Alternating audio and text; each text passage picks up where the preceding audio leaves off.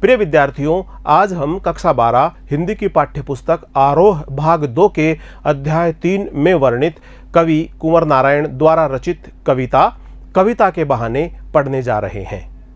कवि कुंवर नारायण का जन्म 19 सितंबर 1927 ईस्वी को उत्तर प्रदेश में हुआ।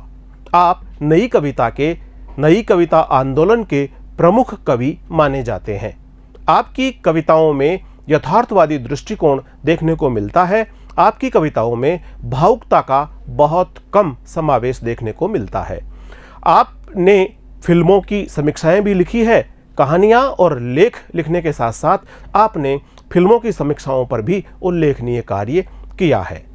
तो आइए सबसे पहले हम कवि कुंवर नारायण का परिचय प्राप्त करते हैं और उसके पश्चात हम कविता के बहाने इस शीर्षक से इस कविता का भावार्थ ग्रहण करेंगे और अर्थ ग्रहण करेंगे। कवि कुंवर नारायण का जन्म 19 सितंबर सन 1927 ईस्वी को उत्तर प्रदेश में हुआ। कवि कुंवर नारायण का जन्म उत्तर प्रदेश में 19 सितंबर सन 1927 ईस्वी को हुआ। नई कविता आंदोलन के प्रमुख कवि कुंवर नारायण का नाम तीसरे तार सप्तक 1959 ईस्वी के अग्रगण्य कवियों में लिया जाता है। आप तार सप्तक जो नई कविता के कवि हैं उसके अग्रगण्य कवियों में आपको माना जाता है। आपने कविता के साथ साथ कहानियां लिखी है, लेख लिखे हैं तथा फिल्मों पर आपने समीक्षाएं भी लिखी है।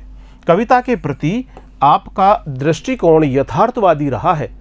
आपने जीवन के अनुभवों के आधार पर अपनी कविता की रचना की है। आपने भावुकता से बचकर काव्य रचना की है और आपकी कविताओं में भावुकता देखने को नहीं मिलती। यथार्थवादी लेखन आपकी कविताओं का प्रमुख भाव है। आपकी प्रमुख रचनाएं हैं, कवि कुंवर नारायण की जो प्रमुख रचनाएं हैं उसमें चक्रव्यूह 1956 में प्रकाशित हुई, परिवेश हम तुम, अपने सामने, कोई दूसरा नहीं, इन दिनों, ये काव्य संग्रह है। ये सभी काव्य संग्रह आपके महत्वपूर्ण साहित्यिक कार्य के रूप में जाने जाते हैं। आत्मजयी आपका प्रबंध काव्य है। आकारों के आसपास आपका कहानी संग्रह है। आपने समीक्षा भी लिखी है, आज और आज से पहले तथा मेरे साक्षात्कार, इस प्रकार सामान्य लेखन भी आपने किया है। आपको जो पुरस्कार मिले हैं, आपकी जो साहित्यिक यात्रा रही है वो बहुत उल्लेखनीय रही है और अपनी साहित्यिक यात्रा के उल्लेखनीय रहने के परिणाम स्वरूप आपको बहुत सारे सम्मान और पुरस्कारों से भी विभूषित किया गया है। आपको साहित्य अकादमी पुरस्कार प्राप्त हुआ, कुमारन आसान पुरस्कार, व्यास सम्मान, प्रेमचंद पुरस्कार, लोहिया सम्मान, कबीर सम्मान, ज्ञानपीठ पुरस्कार, पद्म भूषण सम्मान भी आपको 2009 में मिला। निश्चित रूप से आपकी काव्य प्रतिभा का समुचित आदर करते हुए ये सभी सम्मान आपको मिले हैं और निश्चित रूप से साहित्यकारों का सम्मान करना, उनका इस प्रकार से उनका अभिनंदन करना हमारे समाज के लिए बहुत महत्वपूर्ण है। न जाने कब से बंद एक दिन इस तरह खुला घर का दरवाजा, न जाने कब से बंद एक दिन इस तरह खुला घर का दरवाजा, जैसे गर्द से ढकी एक पुरानी किताब, जैसे गर्द से ढकी एक पुरानी किताब। गर्द से ढकी हुई हर पुरानी किताब को खोलने की बात कहने वाले कुंवर नारायण ने सन 1950 के आसपास काव्य लेखन की शुरुआत की। उन्होंने कविता के अलावा चिंतनपरक लेख, कहानियां और सिनेमा तथा अन्य कलाओं पर समीक्षाएं भी लिखी है, किंतु कविता की विधा को उनके सृजन कर्म में हमेशा प्राथमिकता प्राप्त होती रही। कविता को उन्होंने अपने सृजनात्मक कार्यों में प्रमुखता से रखा। नई कविता के दौर में जब प्रबंध काव्य का स्थान प्रबंधत्व की दावेदार लंबी लंबी कविताएं लेने लगी, तब कुंवर नारायण ने ऐसा प्रबंध काव्य लिखा जिसका शीर्षक था आत्मजयी। आत्मजयी जैसा प्रबंध काव्य लिखकर भरपूर प्रतिष्ठा अर्जित की। आलोचक मानते हैं कि उनकी कविता में व्यर्थ का उलझाव, अखबारी सतहीपन और वैचारिक धुंध के बजाय ये चीज़ें उनकी कविता में नहीं मिलती। उलझाव नहीं है, अखबारी सतहीपन नहीं है और वैचारिक धुंध नहीं है, स्पष्टता है विचारों की। और इसके बजाय इनकी कविताओं में हमें संयम देखने को मिलता है, परिष्कार और साफ सुथरापन देखने को मिलता है। भाषा और विषय की विविधता उनकी कविताओं के विशेष गुण माने जाते हैं। इन कविताओं में यथार्थ का खुरदरापन भी मिलता है और सहज सौंदर्य के दर्शन भी हमें होते हैं। सीधी घोषणाएं और सीधे सीधे फैसले उनकी कविताओं में हमें देखने को नहीं मिलते, क्योंकि जीवन को मुकम्मल तौर पर, जीवन को पूरी तरह से समझने वाला एक खुलापन उनके कवि स्वभाव की मूल विशेषता है। और इसीलिए संशय, संभ्रम और प्रश्नानुकूलता उनकी कविता के बीज शब्द हैं। कुंवर नारायण पूरी तरह नागर संवेदना के कवि हैं। मानवीय संवेदनाओं को वो महसूस करते हैं और उन मानवीय संवेदनाओं का बहुत ही सूक्ष्मता और बहुत ही जिम्मेदारीपूर्ण तरीके से अभिव्यक्तिकरण भी करते हैं। मानवीय संवेदनाओं के कवि हैं। विवरण उनके यहाँ नहीं के बराबर है और वैयक्तिक और सामाजिक उहापोह का तनाव पूरी व्यंजकता में सामने आता है। एक पंक्ति में कहें तो इनकी तटस्थ वीत राग दृष्टि, नोट खसोट, हिंसा प्रतिहिंसा से सहमे हुए एक संवेदनशील मन के मंथन के रूप में पढ़ी जा सकती है। हमारी पाठ्य पुस्तक में कुंवर नारायण की 2 कविताएं ली गई है। पहली कविता है कविता के बहाने, जिसे हम आज पढ़ने जा रहे हैं। कविता के बहाने शीर्षक से आज हम इस कविता को पढ़ने जा रहे हैं। इन दिनों काव्य संग्रह से ली गई है और ये कविता जो कविता के बहाने है, यह जो ली गई है इन दिनों इनके इस काव्य संग्रह से ली गई है। और जो दूसरी कविता हमारी पाठ्य पुस्तक में इनकी है, उसका शीर्षक है बात सीधी थी पर। बात सीधी थी पर। आज जो कविता हम पढ़ने जा रहे हैं, कविता के बहाने, इसमें आज का समय कविता के अस्तित्व यानी वजूद को लेकर के आशंकित है। कवि को इस बात का शक है कि यांत्रिकता के दबाव में, बढ़ते हुए मशीनीकरण के दबाव में कविता का अस्तित्व प्रभावित हो सकता है कि कविता का अस्तित्व ही नहीं रहे। ऐसे में यह कविता की अपार संभावनाओं को टटोलने का एक महत्वपूर्ण अवसर हम सबको देती है। कविता के बहाने यह एक ऐसी यात्रा है जो चिड़िया की उड़ान से होकर फूल के खिलने से लेकर बच्चों के खेलने तक जाती है। एक ओर प्रकृति है, दूसरी ओर भविष्य की ओर कदम उठाते हुए बच्चे। कहने की आवश्यकता नहीं है कि चिड़िया की उड़ान की एक सीमा होती है। फूल भी खिलकर, उसकी भी, फूल के खिलने की भी एक सीमा होती है। फूल के खिलने के साथ उसकी परिणति भी निश्चित है। फूल खिलेगा, अपने चटकदार रंग फैलाएगा, अपनी मादक और मोहक सुगंध से पूरे वातावरण को भर देगा, लेकिन कुछ समय पश्चात वह चटकदार रंगों वाला फूल और उसकी खुशबू वातावरण में विलुप्त हो जाएगी, वातावरण में ही वह नष्ट हो जाएगी। लेकिन बच्चे के सपने असीम है, लेकिन जो बच्चों के सपने हैं वो असीम है। उनके हृदय में जो उत्साह है, जो जोश है, कुछ कर गुजरने की तमन्ना है, उसकी कोई सीमा नहीं है। बच्चों के खेल में किसी प्रकार की सीमा का कोई स्थान नहीं होता। कविता भी शब्दों का खेल है और शब्दों के इस खेल में जड़, चेतन, अतीत, वर्तमान और भविष्य सभी उपकरण प्रयोग में लिए जाते हैं। इसलिए जहाँ कहीं रचनात्मक ऊर्जा होगी, वहाँ सीमाओं के बंधन खुद ब खुद टूट जाते हैं। वो चाहे घर की सीमा हो, चाहे भाषा की सीमा हो, या फिर समय की ही सीमा क्यों नहीं हो। तो आइए पढ़ते हैं कविता के बहाने। कविता का शीर्षक है कविता के बहाने। इसके लेखक हैं कुंवर नारायण। कविता एक उड़ान है चिड़िया के बहाने, कविता एक उड़ान है चिड़िया के बहाने, कविता की उड़ान भला चिड़िया क्या जाने, कविता की उड़ान भला चिड़िया क्या जाने, बाहर भीतर इस घर उस घर, बाहर भीतर इस घर उस घर, कविता के पंख लगा उड़ने के माने, कविता के पंख लगा उड़ने के माने, चिड़िया क्या जाने, चिड़िया क्या जाने।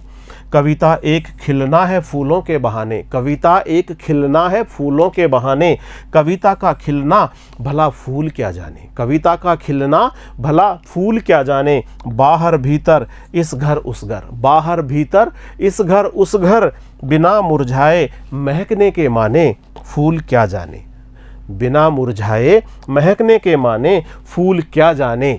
कविता एक खेल है बच्चों के बहाने, बाहर भीतर यह घर वह घर, बाहर भीतर यह घर वह घर, सब घर एक कर देने के माने बच्चा ही जाने। तो आइए अब हम इस कविता का भावार्थ ग्रहण करते हैं, अर्थ ग्रहण करते हैं। कविता एक उड़ान है चिड़िया के बहाने, कविता की उड़ान भला चिड़िया क्या जाने। कविता एक उड़ान है, कवि की कल्पनाओं की उड़ान है, कवि के हृदय के भावों की मोहक उड़ान है कविता। कविता में कवि अपने मस्तिष्क में, अपने हृदय में आए हुए भावों को, विचारों को अपनी कल्पनाओं के पंख दे करके उड़ान देता है। वो उड़ती है जिस प्रकार चिड़िया उड़ती है। तो कल्पनाओं के पंख लगाकर कविता भी उड़ान भरती है चिड़िया के बहाने। और जिस प्रकार चिड़िया भी अपने पंखों से उड़ान भरती है, यहाँ से वहाँ तक उड़ती है, एक स्थान से उठकर दूसरे स्थान तक उड़ती हुई चली जाती है, नीचे से उठकर उड़ती हुई वृक्ष पर जाकर बैठ जाती है, किसी ऊंचे स्थान पर जाकर बैठ जाती है, घर के अंदर चली जाती है, घर से बाहर आ जाती है। इस प्रकार चिड़िया भी अपने पंखों के सहारे उड़ान भरती है, यहाँ से वहाँ फुदकती है, यहाँ से वहाँ तक उड़ती रहती है। कविता की उड़ान भला चिड़िया क्या जाने। लेकिन दूसरी ही पंक्ति में कवि यहाँ कह रहे हैं कि जो कविता की उड़ान होती है, उस उड़ान में और चिड़िया की उड़ान में अंतर है। चिड़िया की उड़ान जिस प्रकार की है और कविता की उड़ान जिस प्रकार की है, दोनों का जो अंतर है, तो चिड़िया इस कविता की उड़ान को क्या जाने नहीं समझ पाती। चिड़िया की उड़ान सीमित है और कविता की उड़ान असीमित है। कविता के उड़ान जिन विचारों, भावों और कल्पना के पंखों के माध्यम से होती है, जो बहुत दूर तक जाती है, सीमाओं के पार तक जाती है, इस प्रकार कविता की उड़ान असीमित है और चिड़िया की उड़ान सीमित है। इस प्रकार सीमित उड़ान वाली चिड़िया असीमित उड़ान वाली कविता की उड़ान को भला कैसे समझ सकती है। कवि कहता है कि कविता कल्पना की मोहक उड़ान होती है। वह चिड़िया की उड़ान के समान नई नई कल्पनाएं प्रस्तुत करती है, नए नए भाव प्रस्तुत करती है, नए नए विचार अभिव्यक्त करती है और कल्पनाओं के पंख पर सवार होकर के उड़ती है। कविता स्वयं उड़ान भरती है, उसमें नए भाव आते हैं, नए विचार आते हैं। कविता की उड़ान असीमित होती है और इस प्रकार जो कविता की उड़ान होती है, नए भावों के साथ, नए विचारों के साथ में कल्पनाओं के पंख लगा करके, तो उसमें उसकी उड़ान, कविता की उड़ान असीमित होती है। चिड़िया की उड़ान की एक सीमा होती है।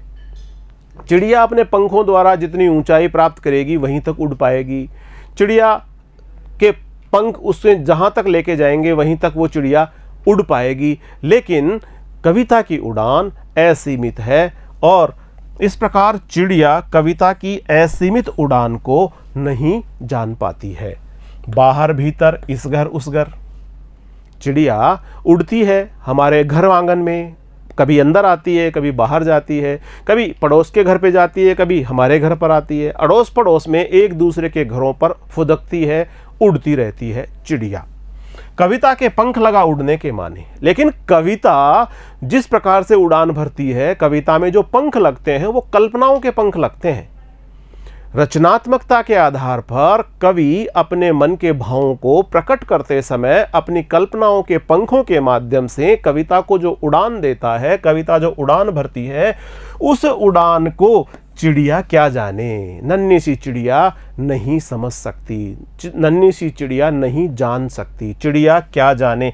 यहाँ पर प्रश्न अलंकार भी हमें देखने को मिलता है इन पंक्तियों में। तो कवि कह रहे हैं कि चिड़िया अपने पंखों से एक सीमित उड़ान भरती है, वह एक घर से दूसरे घर के भीतर और बाहर तक ही उड़ती है। दूसरी ओर कल्पना की उड़ान बहुत व्यापक होती है, कविता की उड़ान बहुत व्यापक होती है, जो कल्पना के पंखों के माध्यम से उड़ी जाती है। उस पर कल्पनाओं के ऐसे पंख लगे रहते हैं कि वो घर से बाहर सब जगह यानी सारी सृष्टि में उड़ान भर लेती है। जो कविता है वह इस प्रकार के पंखों पर सवार होती है जिसके लिए सीमाओं के कोई बंधन नहीं होते, वह तो सारी सृष्टि में अपनी उड़ान भर लेती है। बेचारी चिड़िया सीमित उड़ान के कारण कविता की उड़ान को नहीं समझ पाती। आशय यहाँ यह है कि पक्षी की उड़ान सीमित होती है, परंतु कविता का क्षेत्र बहुत व्यापक और असीमित होता है। कवि जो उड़ान भरता है कल्पनाओं के माध्यम से, जिसके साथ भाव प्रकट होते हैं, विचार प्रकट होती है, नई नई कल्पनाएं प्रकट होती है, नया नया भाव सौंदर्य प्रकट होता है, तो उसको चिड़िया नहीं जान पाती। चिड़िया क्या जाने, कविता के पंख लगा उड़ने के माने चिड़िया क्या जाने। अगली पंक्तियां हैं, कविता एक खिलना है फूलों के बहाने। ये प्रतीक लिया है कवि ने यहाँ पर, फूल का खिलना। फूल जब खिलता है तो उस फूल के चटकदार रंग हम सबको सम्मोहित करते हैं। उस फूल में जो सुगंध है, जो खुशबू है, जो सुवास है, वो सारे वातावरण में फैलकर वातावरण को मोहक बना देती है, वातावरण को खुशबू से सरोबार कर देती है। कविता एक खिलना है फूलों के बहाने। कवि यहाँ कह रहे हैं कि कविता भी ठीक उसी प्रकार खिलती है, उसी प्रकार विकसित होती है, उसी प्रकार फलती और फूलती है जिस प्रकार से फूल खिलता है, कली से फूल खिलता है, जिस उसी प्रकार से कविता का भी धीरे धीरे विकास होता है। और कविता भी इस प्रकार से खिल करके, जिस प्रकार फूल खिलता है, फूल खिल करके अपने चटकदार रंग बिखेरता है, अपनी खुशबू बिखेरता है, वैसे ही फूल की तरह कविता भी खिलती है। लेकिन यहाँ कवि कह रहे हैं इन पंक्तियों में कि कविता का खिलना भला फूल क्या जाने, कविता का खिलना भला फूल क्या जाने। बहुत ही गूढ़ इसमें अर्थ छिपा हुआ है। कविता खिलती है, कविता खिलती है का आशय यह है कि कविता में कवि ने जो भाव सौंदर्य डाला है, जिन शब्दों के पीछे जो भाव सौंदर्य निहित है, उस भाव सौंदर्य रूपी कविता का जब पुष्प खिलेगा तो उससे जो उससे भाव प्रकट होंगे, जो भाव पैदा होंगे, वो कभी नहीं मुरझाएंगे। कविता रूपी इस पुष्प के जो भाव प्रकट होंगे वो हमेशा के लिए तरोताजा रहेंगे। पुष्प के जीवन की तो एक सीमा है, पुष्प के जीवन की तो एक मर्यादा है। पुष्प तो खिला, उसने अपने चटकदार रंग और खुशबू फैलाई और कुछ समय के पश्चात चटकदार रंग वाला ये पुष्प अपनी खुशबू के साथ वातावरण में विलुप्त हो जाता है, उसका जीवन काल समाप्त हो जाता है। लेकिन कविता का जीवन काल समाप्त नहीं होता। कविता तो असीम होती है, कविता तो अनंत होती है। कविता का सौंदर्य, कविता के भाव सौंदर्य, कविता का अर्थ सौंदर्य युगों युगों तक, चिरकाल तक जीवित रहता है, हमेशा तरोताजा रहता है। और इसीलिए कवि कहता है कि कविता के खिलने को फूल नहीं समझ पाता। कविता का खिलना और फूल का खिलना दोनों बिल्कुल अलग अलग स्थितियां हैं। कवि कहते हैं कि कविता इस प्रकार खिलती है, विकसित होती है, जैसे फूल पुष्पित और फलित होकर रंग और खुशबू बिखेरता है। फूल की तरह कविता में भी नए नए रंग और भाव सौंदर्य आता है, परंतु फूलों के जीवन की एक सीमा होती है। फूलों का जीवन कुछ छोटी अवधि का ही होता है। फूल भी कविता का खिलना नहीं जान पाते। इस प्रकार सीमित जीवन अवधि वाले फूल असीमित और असीम विस्तार वाली कविता के खिलने को नहीं समझ पाते हैं। बाहर भीतर इस घर उस घर बिना मुरझाए महकने के माने फूल क्या जाने। फूल हमारे घर आंगन में खिलते हैं, हमारे अड़ोस पड़ोस में खिलते हैं, हमारे आसपास खिलते हैं और हमें आनंद का भाव प्रदान करते हैं।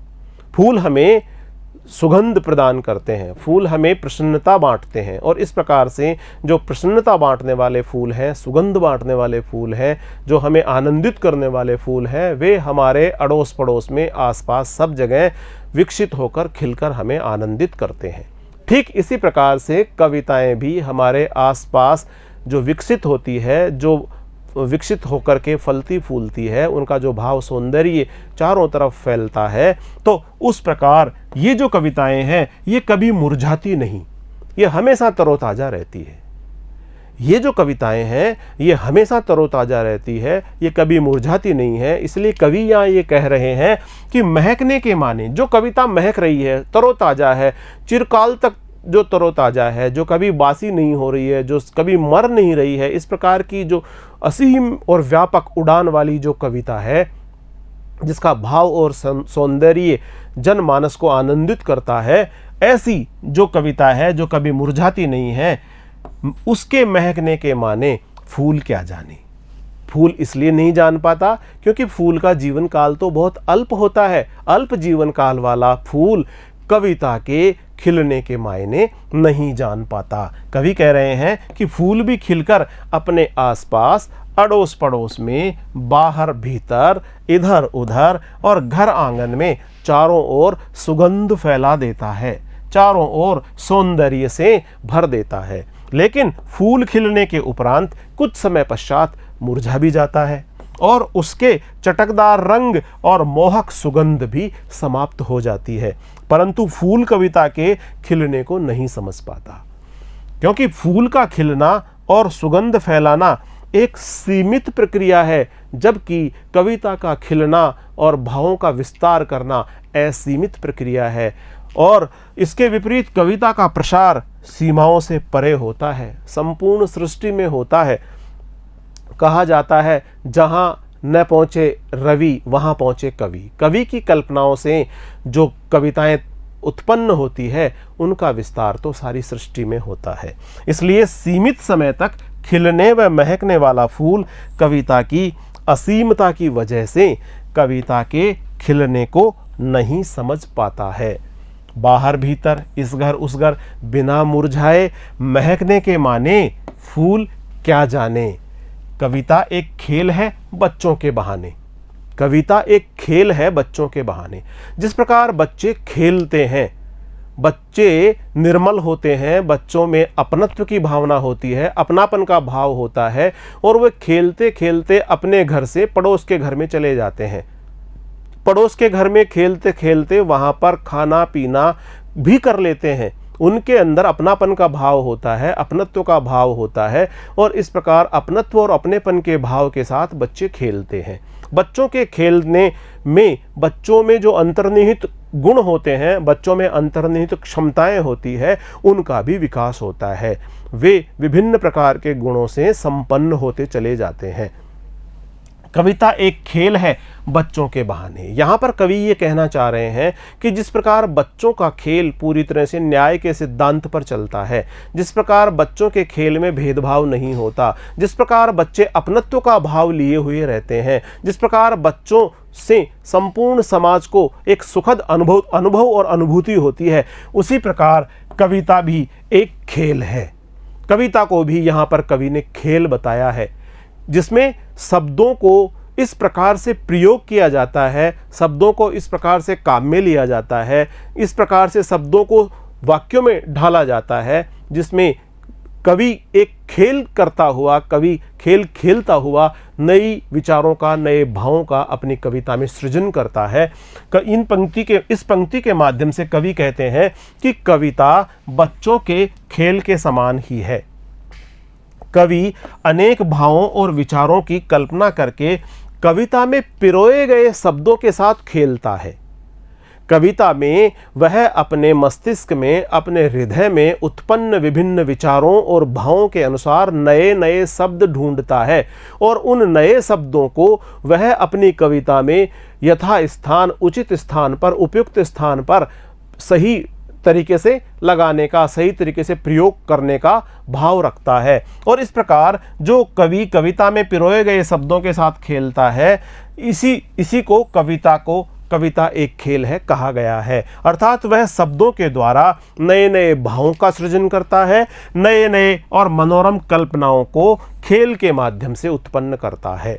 तो इस प्रकार कविता एक खेल है, बच्चों के बहाने बाहर भीतर यह घर वह घर, बाहर भीतर यह घर वह घर, सब घर एक कर देने के माने बच्चा ही जाने, सब घर एक कर देने के माने बच्चा ही जाने। विद्यार्थियों, इसमें बाहर भीतर रैवण, इसमें रैवण, ये घर रैवण, वह घर रैवण, तो यहाँ पर हमें अनुप्रास अलंकार देखने को मिलता है, अंत्यानुप्रास अलंकार हमें यहाँ देखने को मिलता है। एक ही वर्ण की बार बार आवृत्ति हो तो उसमें हमें अनुप्रास अलंकार देखने को मिलता है। जिस प्रकार बच्चे खेल खेलते हुए अड़ोस पड़ोस के सभी घरों में आते जाते हैं, जिस प्रकार बच्चे खेल खेलते हुए अड़ोस पड़ोस के सभी घरों में आते जाते हैं, वे सभी घरों में बाहर भीतर समान रूप से खेलते हैं। बाहर भीतर ये घर वह घर, सब घर एक कर देने के माने और अपने पराये का भेदभाव भी नहीं रखते। बच्चों में अपनत्व का भाव होता है। बच्चों में अपनत्व का भाव होने से सद्भाव पूर्वक वे एक घर से दूसरे घर में खेलते रहते हैं और बच्चों के खेल की कोई सीमा अथवा उनके बच्चों का खेल का कोई बंधन भी नहीं होता। उसी प्रकार कविता में भी कवि शब्दों का खेल खेलता है। शब्दों के माध्यम से वह नवीन भावों को रचता है। कवि शब्दों के माध्यम से अपने हृदय के बाहरी संसार के अपने पराये सभी मानवीय मनोभावों को कलात्मक अभिव्यक्ति प्रदान करता है। अपने हृदय के उद्गारों को कलात्मक अभिव्यक्ति प्रदान करता है और इस कलात्मक अभिव्यक्ति में कवि को जैसे शब्दों की आवश्यकता होती है उन्हीं शब्दों को वह बार बार प्रयोग करके देखता है और जिस शब्द के माध्यम से अर्थ बहुत उचित और बेहतरीन तरीके से निकलता हो उस शब्द का ही कवि प्रयोग करता है। इस प्रकार से बाहरी संसार के तथा अपने पराये सभी मनोभावों को कलात्मक अभिव्यक्ति देता है। इस प्रकार सृजनात्मक ऊर्जा से भरे हुए बच्चे खेल खेलते हुए सभी घरों को एक कर देने के माने अच्छी तरह से जानते हैं। सभी घरों को एक कर देने के माने अच्छी तरह से जानते हैं। प्रिय विद्यार्थियों, इस कविता में हमने पढ़ा कि कविता कवि की कल्पना की मोहक उड़ान होती है। वह चिड़िया की उड़ान के समान नई नई कल्पनाएं प्रस्तुत करती है। कविता के सृजन के लिए असीम क्षेत्र विद्यमान है। कवि कहता है कि वर्तमान भौतिकवादी युग में, वर्तमान मशीनीकरण के युग में कवि हृदय लोगों के द्वारा कविताएं लिखना, कविताओं का सृजन करना, इसके लिए असीम क्षेत्र विद्यमान है।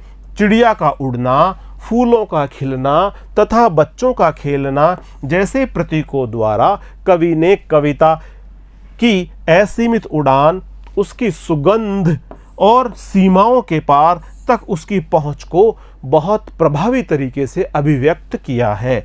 नए भाव एवं विचार लिए कविता की उड़ान असीमित होती है। नए भाव और नए विचारों के साथ कविता की उड़ान असीमित होती है।